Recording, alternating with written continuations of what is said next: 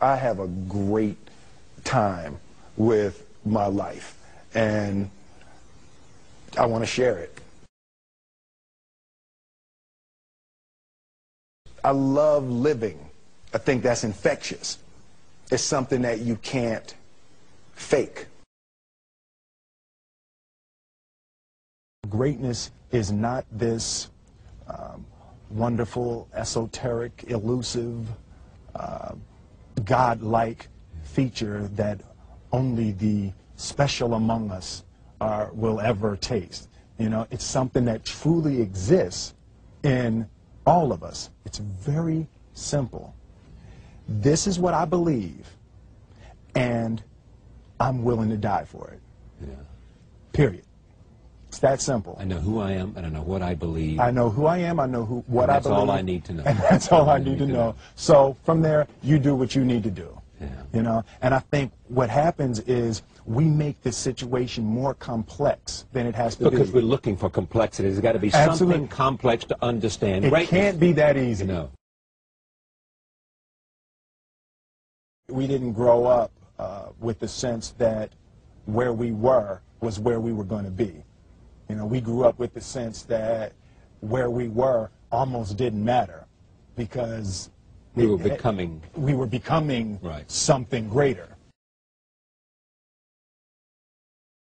The separation of talent and skill is one of the greatest misunderstood concepts for people who are trying to excel, who have dreams that want to do things. Talent you have naturally. Skill is only developed by hours and hours and hours of beating on your craft. I've never really viewed myself as particularly talented. Where I excel is ridiculous, sickening work ethic. You know, while the other guy's sleeping, I'm working. While the other guy's eating, I'm working. There's no easy way around it. No matter how talented you are, your talent is going to fail you if you're not skilled. Mm-hmm. You know, if you don't study, if you don't work really hard and dedicate yourself to being better every single day, mm-hmm. you'll never be able to communicate with people, with your artistry, the way that you want. So the only thing that I see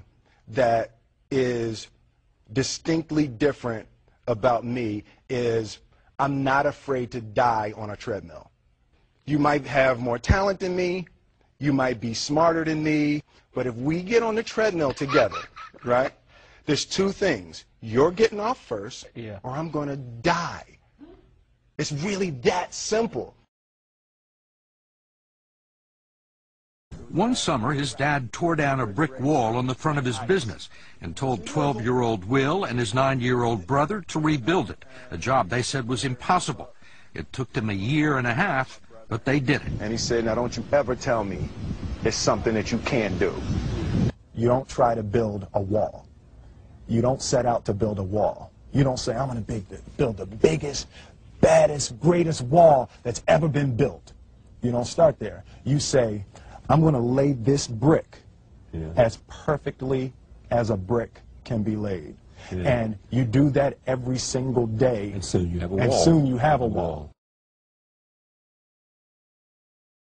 You know, it's an idea that my grandmother always had, that, you know, if you're going to be here, then there's a necessity to make a difference. She always instilled the responsibility, the spiritual responsibility that you have to make every group you come in contact with better. I want to do good. I want the world to be better because I was here. I want my life, I want my work, my family, I want it to mean something. And it's like, it has, if you are not making someone else's life better, then you're wasting your time.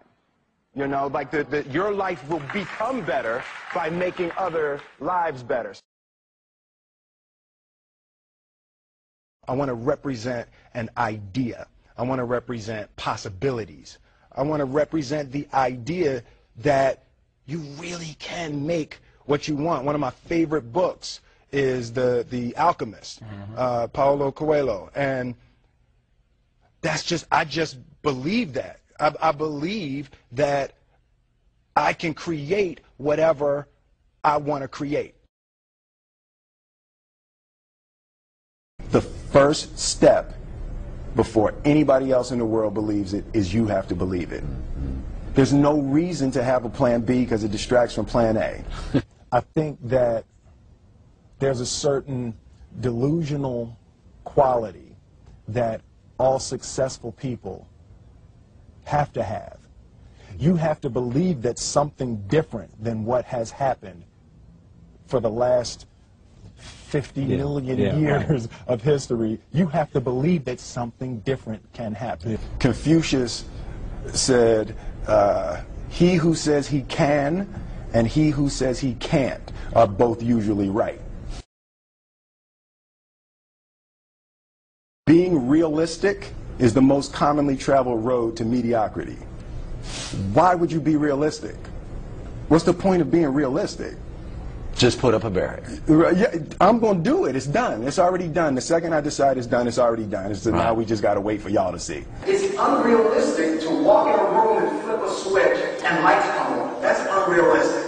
Fortunately, Edison didn't think so. It's unrealistic to think you're going to bend a piece of metal and fly people over an ocean in that metal. That's unrealistic. But fortunately, the Wright brothers and others didn't believe that. And it just seems like such a ridiculous idea to me to embrace the idea that it's not going to happen. That's not real for that to happen. As soon as you say it, now you just made that real.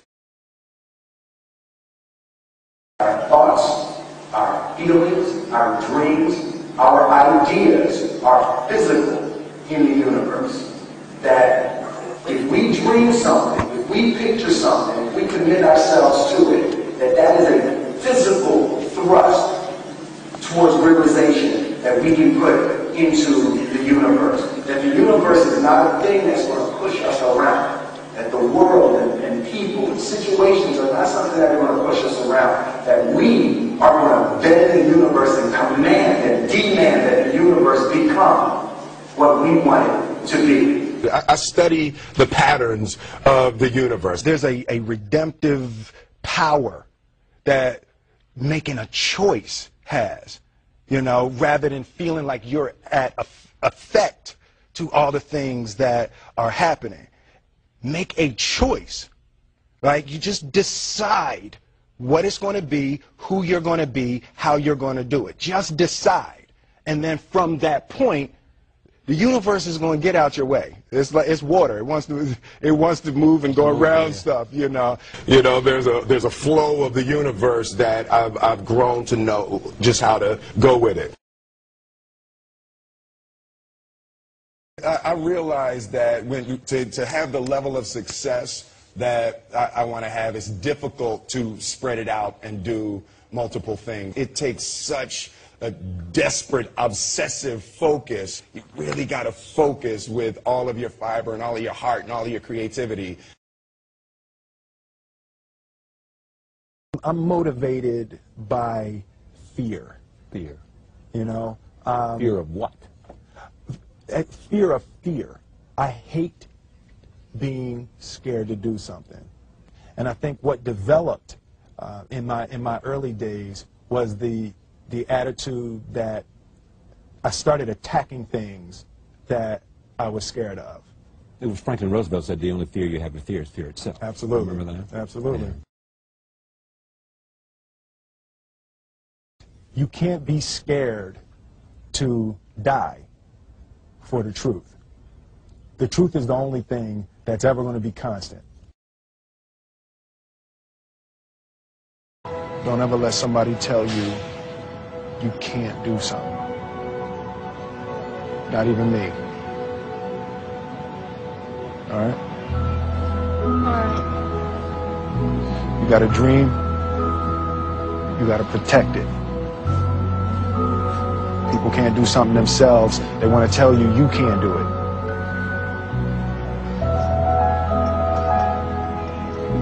You want something, go get it. Period.